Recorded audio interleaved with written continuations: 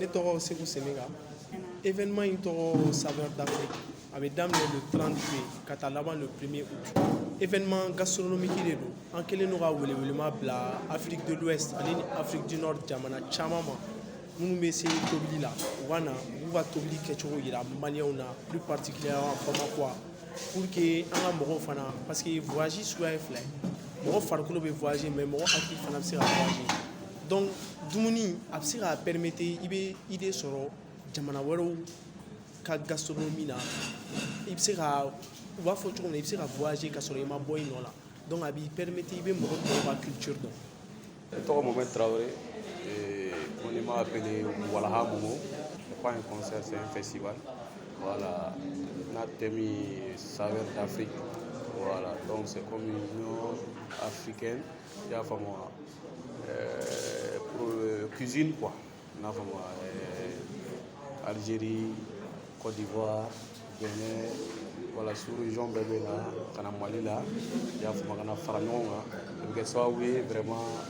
Je ne sais pas si Mali d'Afrique à Mali Koka, donc parce que vous avez un talent parce que actuellement maintenant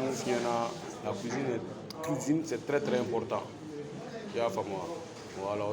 vraiment festival. Ni festival in na ni mɔgɔ min bɛ fɛ k'i sen don a la i bɛ 84 37 37 30 i b'o wele o ye promoteur yɛrɛ ka numéro ye ne Segu Senega donc an kɛlen don ka documents labɛn an bɛ documents d'i ma i b'a ye offre commerciale b'a kɔnɔna la offre b'i intéressé i bɛ opter o la i bɛ kɛ sponsor ye walima ni mago bɛ standi la i b'o numéro kelen in wele an b'i orienter ka taa mun bɛ standi ko gérer a b'a ɲɛ bɛrɛ bɛrɛ bɛ f'i ɲɛna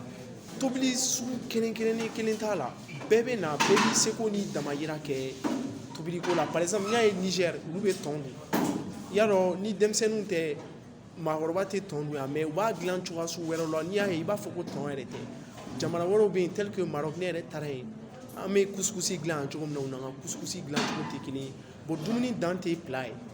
an bɛ fɛn minnu dun carré kɔnɔna la tel que furufuru ni ŋɔmi ninnu jamana wɛrɛw b'o ɲɔgɔnna kɛ jus bɛ yen dessertw bɛ yen dessert dumanbaw yɛrɛ bɛ Afrique surtout Afrique du Nord olu bɛ dessert dumanbaw de kɛ donc bɛɛ bɛ na u bɛ exposer inchallah. Ne tɔgɔ Aïssata Cissé ne bɛ baara kɛ ADA fɛ. Tout d'abord ni honneur de anw bolo a bɛ se k'a permettre anw fana ka dɔn yɔrɔ caman fɛ parce que Mali dɔrɔn tɛ yɔrɔ caman de bɛ ka na nin ko in na yɔrɔ caman de don donc ni anw yera kɛnɛ kan o fana diyara anw ye kosɛbɛ n bɛ min ɲini maliyɛnw fana fɛ n b'a ɲini bɛɛ fɛ bɛɛ ka bɔ parce que jamana caman de bɛ nali an ka faso la bɛ nali donc bɛɛ ka bɔ ka a yira ko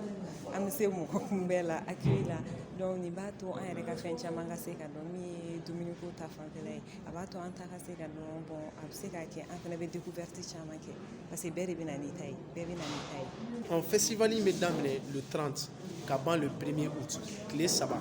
place du cinquantenaire la donc entrée 1000 francs 2000 francs 1000 francs i bɛ don fu la 2000 francs an bɛ sponsor ka boisson dɔ d'i ma ou bien a ka produit dɔ n bɛ fɛ maliden bɛɛ lajɛlen ka bɔ u ka na nin ka kɛ koba ye u ka jamana wɛrɛw dɔn parce que n'i bɛ fɛ ka mɔgɔ dɔn mɔgɔ dɔnni tɛ dɔrɔn i b'a ye télé la ou bien i bɛ voyager mɔgɔ dɔnni a bɛ passer a ka dumuni dɔnni parce que ni i yɛrɛ jateminɛ Mali kɔnɔna la marakaw ka dumuni bɛ yen bamananw ka dumuni bɛ yen fulaw ka dumuni bɛ yen kadɔw ka dumuni bɛ yen donc dumuni bɛ maa kɛcogo yɛrɛ yira par exemple bɛɛ b'a dɔn n'i taara Sikaso yan fan fɛ pomme de terre ka ca yen nɔ yen ye pomme de terre dugu ye yen ye bananku dugu ye yen ye kudugu ye bon n'i taara centre la généralement jɛgɛ de bɛ yen nɔ ale a bɛ fɔ minnu ma céréales malo mil